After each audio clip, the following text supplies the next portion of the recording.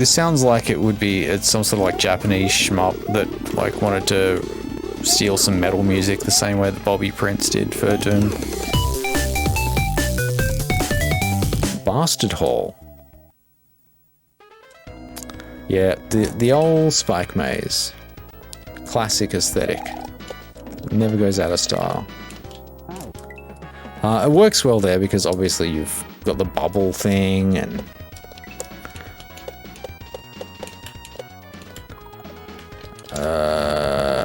right, had to be set up for holding jump.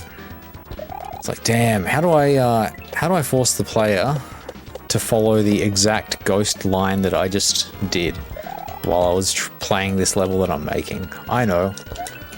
We're gonna place spikes around my little ghost trail Mario guy, and now it is called Kaiser. You just like make some sort of random set of like just stupid inputs and then build a level based around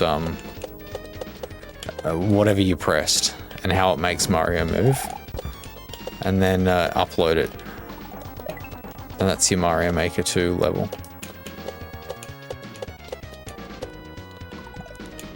Like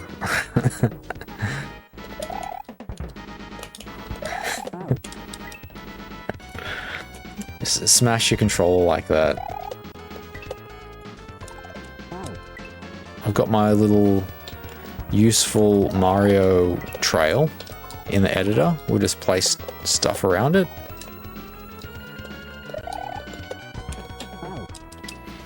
Guys, I made a Kaizo. Kaizo, it actually means difficult in Japanese. So it's a Mum, Kaizo, it's all the cool kids are putting it in their level titles if the level's hard. It means abrasive in Korean, alright? She was on Animal Crossing for 3 hours this morning. It's my turn. Alright. Once again, we have some extremely odd stuff that's in the clear portion of the video. That's fine. Narvoth Swamp. Oh. You're gonna catch me enjoying a song every time the snare sounds like that. What are those? Those are ropes. Those are ropes.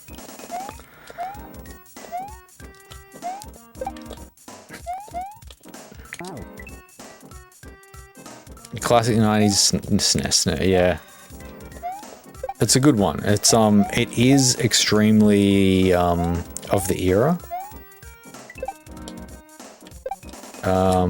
You're gonna find it, so I mean, it's hard to know exactly sort of what it is, but I think if you were to, there's a couple of drum machines, and when I hear it, I think of like the Cheetah MD16. There's a snare option on that sort of sounds a bit like it. But I think it was sort of a popular sound, so like during the sort of later 80s. So you'd find that a lot of affordable drum machines in the early 90s probably were catering towards the sort of sounds that people were interested in. So yeah, who knows where that comes from. Yeah, okay, midway. I do like these temporary ropes. It does open up some options. Like, imagine how slow I would be playing this level if I wasn't just instantly just jumping off these. I mean, there are some obstacles there that, like, obviously the Koopas there, they do force you to jump off immediately, but I do like that it speeds it up, and I mean, I don't even need to go as fast as I am. A Phil Collins song? Yeah, the gated reverb is indeed a Phil Collins, something that the sound that people associate with Phil Collins, 100%.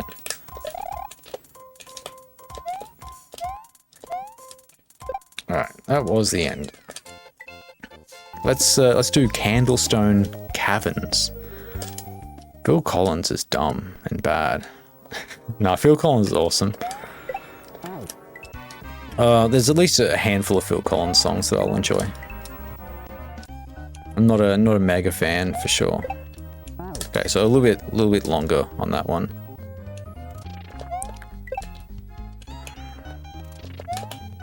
How good are mole levels? Still thinking about the mole last night that I had to slide underneath. Hasn't been haunting me all day or anything.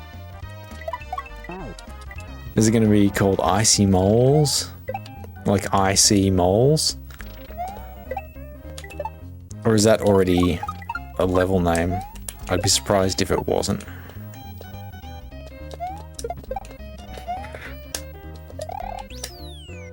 Alright. What's going to save me here? A mole? Who would have thought?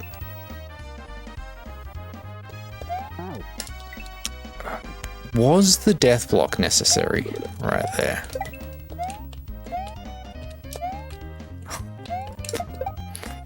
Okay. We take that. How am I going to get hilariously trolled by these moles? I don't know if I'm much of like a snare connoisseur, but I do appreciate a good snare. And there's all kinds of beautiful snares in this world. Short snares versus like long snares versus snares that have like a bit of a ring to them, like a sort of, you know, metallic or just some sort of tone that goes on a bit longer versus like just top end that goes on longer versus like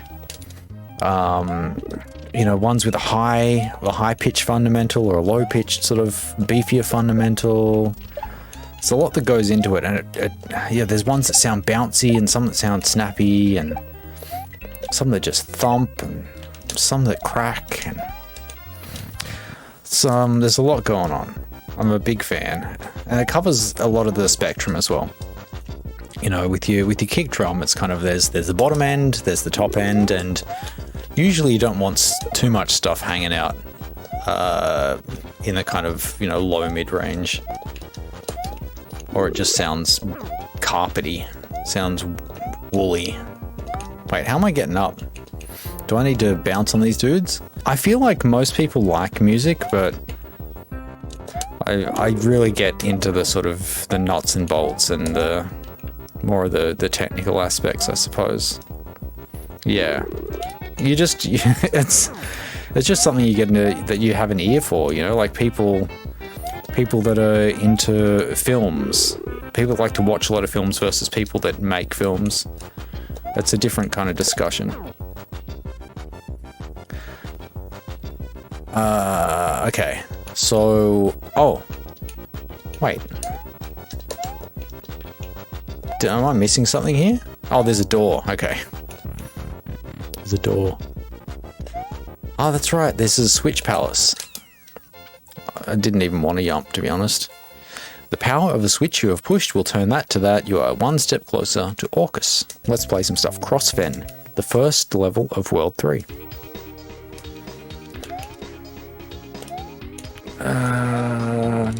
Man, that felt really weird to jump over there. It's like I expected the screen to start scrolling earlier.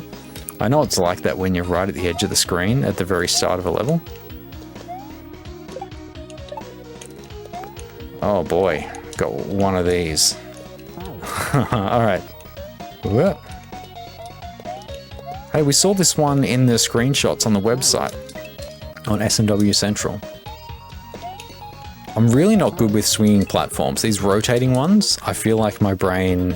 I mean, Parry, you know, when I was playing the Ghost House, your Ghost House level, it was just doing my head in, like, how do I get through these? You'd think I'd be used to it by now, but they feel slightly too complex. Alright, this is the one we delay on. Alright. Yeah, let's... Okay, this one's okay. You had to move that level, and what happened was those plats got reversed. They were supposed to go the other way. Right. So that's why it felt a bit weird.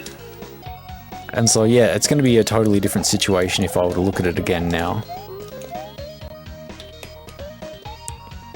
You couldn't, yeah. You're like, hang on a second, this isn't what I made. Oh, I didn't deserve to do that one. That's alright. You moved over one, you're like, oh, that's okay. So depending on, so it's another one of those things where it's the exact same sprite, but it changes depending on if it's like on an odd or even tile. This is Lunar Magic stuff that I haven't experienced yet. House of Oblivion.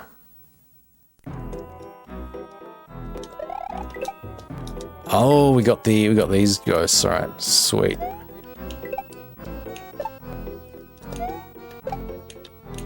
So we can just jump on all these ghosts, huh? This is just a delay section. What about this one? It's not. Dude, these line up so well.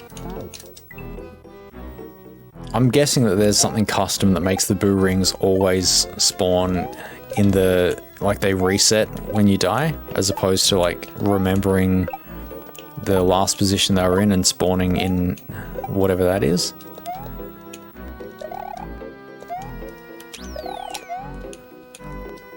Yeah, these are cool.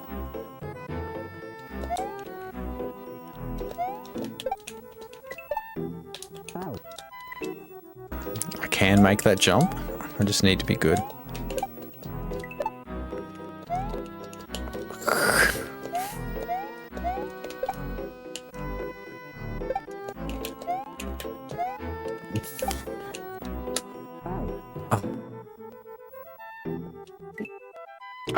I thought it was going to be one of the double ones.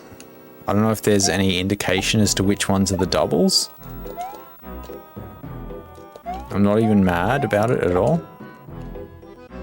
It's totally fine, and I should have just done it the right way. Alright, there we go. House of Oblivion. Let's try and find the secret exit. Every level has a shrine thing at the end.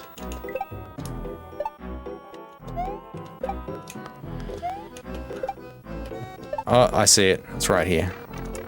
Different colored trim. The purple is a darker purple.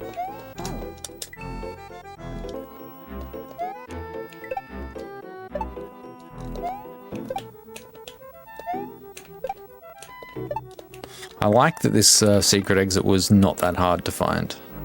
This one was totally legit. Okay. There we go. Would have been a hilarious troll if that was a ghost that you can't normal jump on. So you got to spin on it. Gorham pots.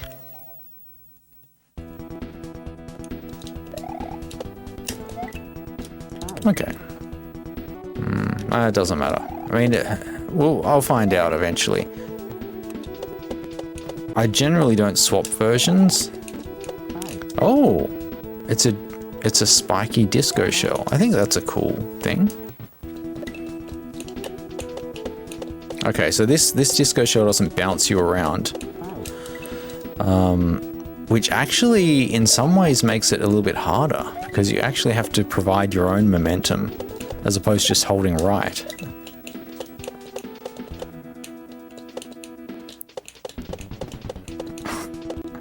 It's awkward, but we'll take it. I don't mind these bouncing ones. I've dealt with these before. They're really no different to a normal disco shell, if you ask me. It just feels very, very normal. You have to do low bounces and high bounces and stuff. Tend to do a bunch of low bounces because I was speed running it and I wanted to count bounces exactly. Okay. There we go. I guess it would mess you up if you were expecting to get a high bounce, like you hold the jump button in preparation for your next landing, and it bounces up and gets under you, and you go off a bit early. Valashmai jungle. Yeah, they aren't. Totally.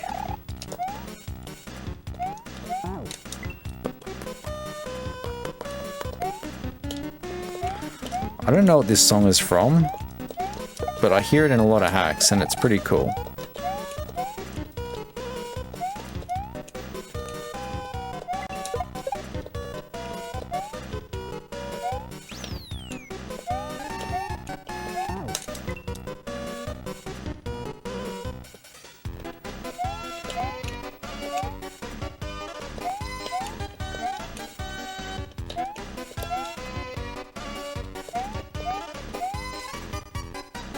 Okay, we shell jumping. Alright. SMWC. Yeah, it's from Super Mario World Central. That's where it's from. Ah, of course. Forest of Spirits. Alright. Oh, it's... I only just noticed that it was a spiky one. Oh, it doesn't start as a spiky one, though, does it? Okay, that one's a spiky. I don't want it to be a spiky. Wait, so when does it changes when you it changes when you land on it? And, okay, so that's the sequence. That's interesting. That's an interesting little mechanic. Okay, it changes. I did it because it was funny and I wanted to I wanted to freak people out, but now it's kind of a tradition. So that's what happens now. I don't even mind it. I really get my mouth all hydrated up. All right, checkpoint. Checkpoint acquired. What are we doing? He's gonna do a little kick, and it's a spin style. Oh man, that falls fast. Does that feel like anyone else is familiar with this? Does that feel like it's falling, like it's losing its Y kind of thing? It's normally they kind of accelerate from 0. It's a 1F0. Okay. Well, that would explain why, huh? Hard to get used to the fact that this falls extremely quickly. There we go. All right. More stuff. Do I shell jump off it? I can't shell jump off it, right? Because... Dude. What is this?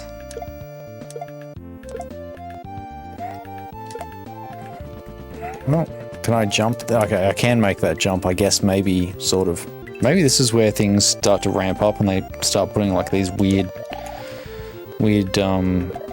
tight stuff in. Yeah, there we go. Maybe I'm a baby.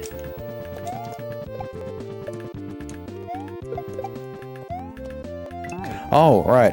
It turns into a spiny.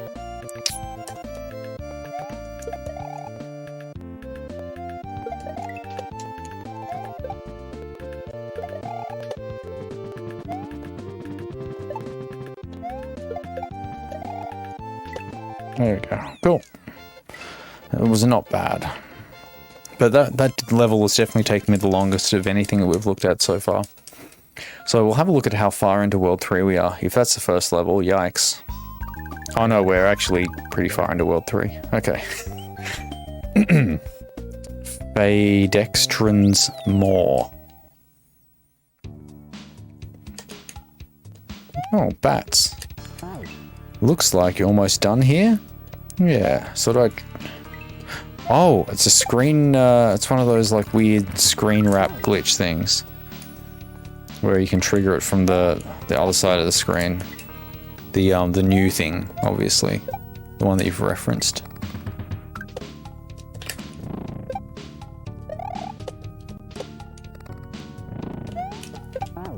Wow. But I don't know if that's going to be possible. I think we just do it like that. That's fine. Oh, oh yeah, the Melee Riot crowd, yeah. We'll give them Riot and let them know that Riot is the company behind League of Legends and let them enjoy LOL and Valorant and stuff. Sure, they'll have a treat. That's not the one you're talking about?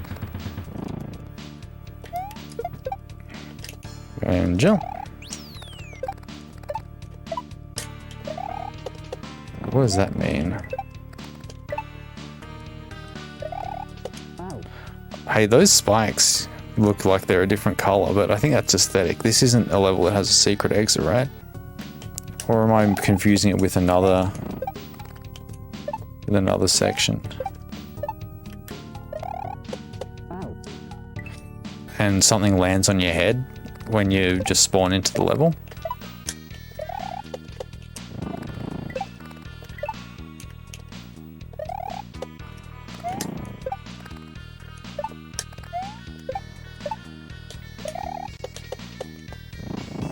Okay. The Crimson Citadel. To be honest. Wait, this bullet is one of the curvy ones. It's a Casio. I think I remember it.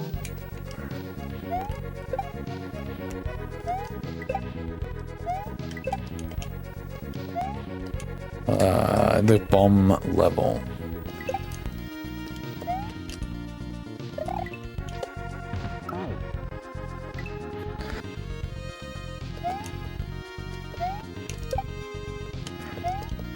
It's just the bullets are so slow to turn around. There we go. All right, we got it. Oh, checkpoint. Look, Mum, I'm playing Casio.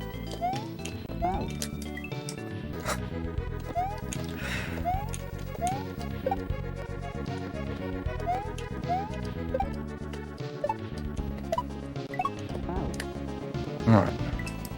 I played it a bunch. Didn't touch it for like a year. I actually went back and finished it maybe a month ago or something. It was very cool. Oh no, Super Paper Mario. What the heck is Super Paper Mario?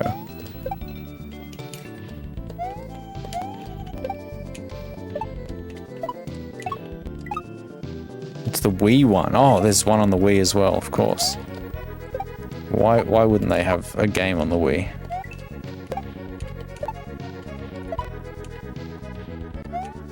Oh, it's going to be one of those P-switch things. Oh, a switch palace? No, it's a boss battle. Yeah, does this remind you of, anyone played Grand Poo World 2? The bad ending boss. It's pretty much the bad ending boss, from Grand Poo World 2. Almost exactly. And there's nothing wrong with that. It was a great boss.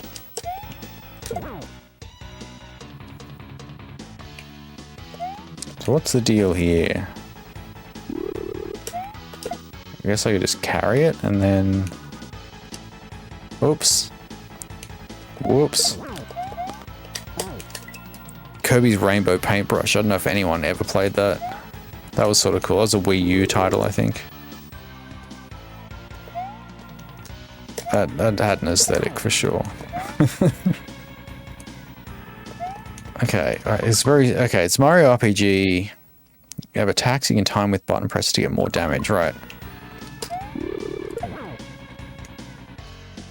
Yoshi's Woolly World, Captain Toad Treasure Tracker. Yeah, I've played Captain Toad Treasure Tracker on the Wii U, and it seems fine. It's a cool little puzzle game. Platform puzzle game. The power of the switch you have pushed will turn a dotted outline into a red thing. You are one step closer to Orcus. I think that's the last step to Orcus, actually. That's the third one. The bridge. 3 worlds down, we've collected enough switch palaces to hopefully progress on our journey to Orcus, whatever that is. Just like a bunch of whales or something. Who knows?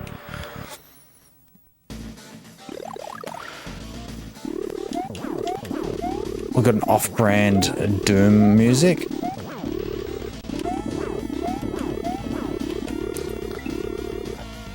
This sounds like it's some sort of like Japanese shmup that like wanted to steal some metal music the same way that Bobby Prince did for Doom. Okay, this is there's a lot of trash going on the screen right now.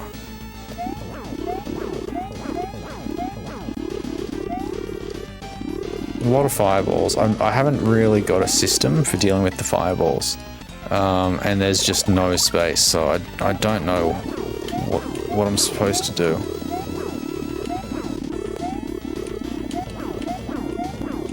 It's like, oh, okay, one of them's down. Wait, how many? There's 6 of them? Oh, my goodness. Orcus is a Roman god, apparently, of the underworld.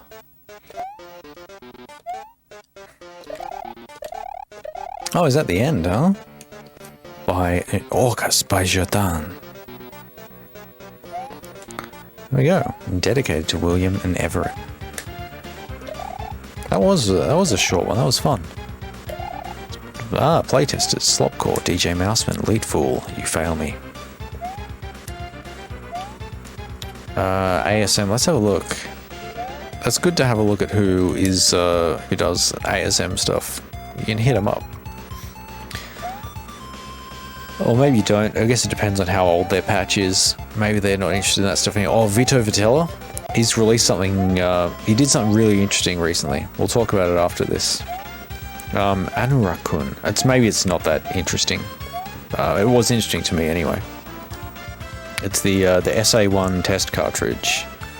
He managed to get a hold of this Nintendo SA1 chip test cartridge and dumped it.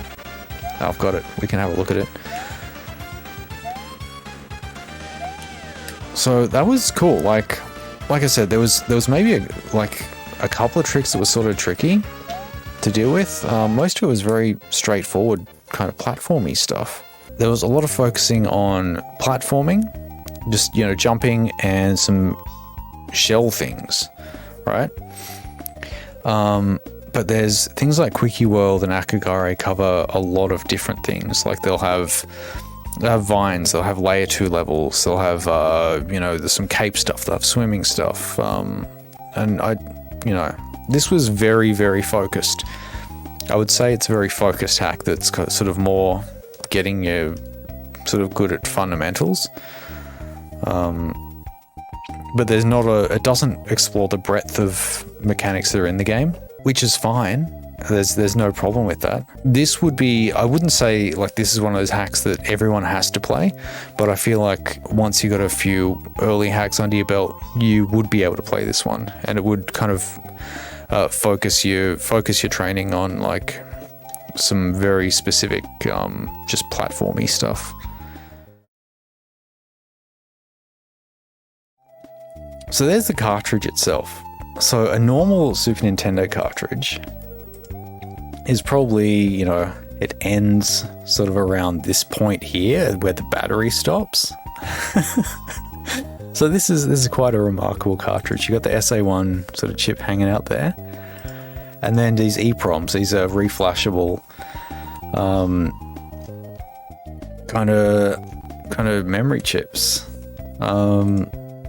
This socketed chip as well. It's interesting. Anyway, point is he got his hands on that one. He's super into SA1s. And so Nintendo apparently had a test cartridge. We'll have a look. There's not a lot going on, but it is sort of interesting. One thing that demo 1's cool. So like one of the main reasons people use SA1 in like Super Mario World ROM hacks and other Super Nintendo stuff is it allows you to have many, many, many more sprites than you would normally be able to access. And so right now, this is, so we can reduce the amount of sprites to, just a couple, just to sort of see like what the limitations are. And at some point above 11, we start to get kind of slowdowns. And there's a button, I think it's X, or which button do I press to bring up the blanking select? All right. And so if we take that down, it's sort of an interesting test, right? So you've got this this sort of transparent window here. You can display that, and that sort of shows you what percentage, like the area during screen refresh, during like the horizontal blank, during the screen draw out, that the CPU is kind of active.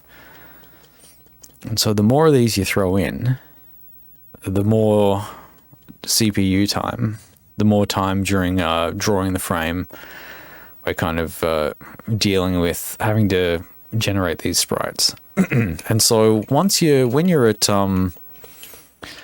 we're down here, that's sort of decent speed. But once we kind of, and hopefully, okay, just warning, the screen will flash a bit. So we've got decent speed all the way up here. Look, it's still running pretty fast, still running all right. But then you hit a point where it just crunches.